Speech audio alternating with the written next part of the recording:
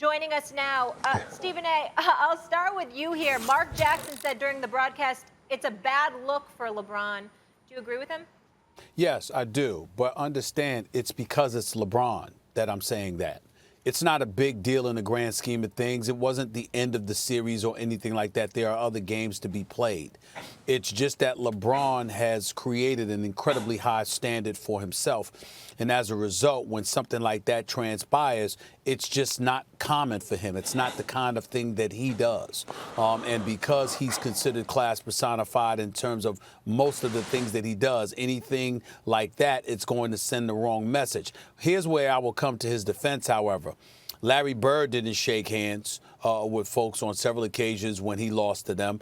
We made a big deal, and folks tried to excoriate Isaiah Thomas and the Detroit Pistons because of what they elected to do. And so if we're going to sit up there and give LeBron a pass on all of that, which probably should happen, then we should have always been a bit lax when it came to those other guys. When you're a high-end competitor and you're frustrated with your team's effort, these are the kind of things that happen. But the only reason why I say it was a bad look is because the game had not ended yet.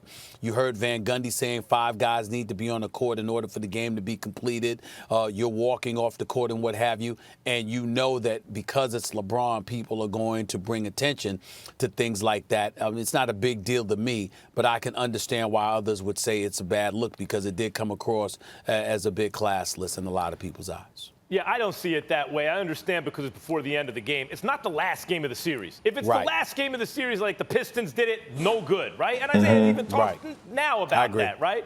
But it's not that. And when Bird would do stuff like that, or anyone would do, look out the next game. So what I take that is that LeBron is disgusted at himself. He's done with it already, turning the page, remotivated for the next game. I think in this case, I think in the media, we can play it up as a bigger deal because this is really a testament to LeBron's greatness. For the first time, a dude who's playing in his 10th finals, for the first time, was outscored, rebounded, and assisted by a player on the floor. It had never happened. And that player was on the other team, and that team won as a result.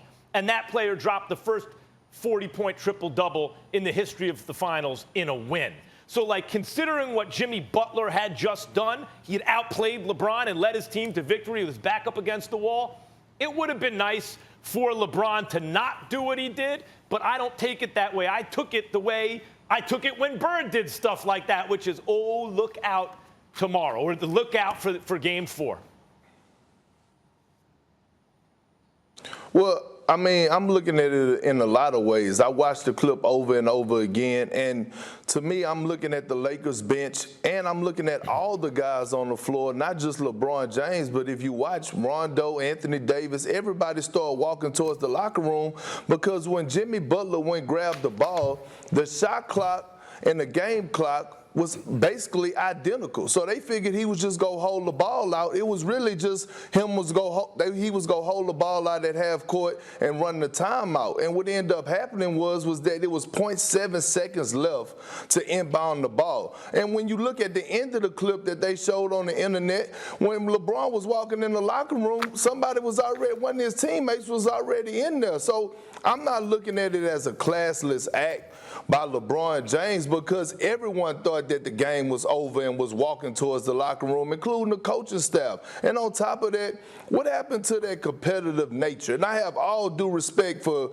Mark Jackson. He's one of my favorite people, and Jeff Van Gundy. But what happened to that competitive nature? What happened to the league is soft nowadays, and all of a sudden you want to see that fight? And that's what LeBron James was saying. Like, I'm not about to stand on the court after Jimmy Buckets just gave us a 40-piece wing dinner. Which I want me to go stand on the court and go run and shake his hand? Or you want to it's overblown, and I actually love it, to be honest with you, because we need some type of energy in this series because it was getting boring until Jimmy came out and put out that hell of a performance that he did last night because he wanted all the smoke and he did what he needed to do to get his team the victory. He played a perfect game, but I like this type of interaction, the trash talking, LeBron James leaving the court pissed off at himself, not just his teammates, himself, because he also was horrible on the defensive end. So, I'm looking forward to Game 4. We should be embracing this type of energy, not being mad about it. Well, so you're absolutely right.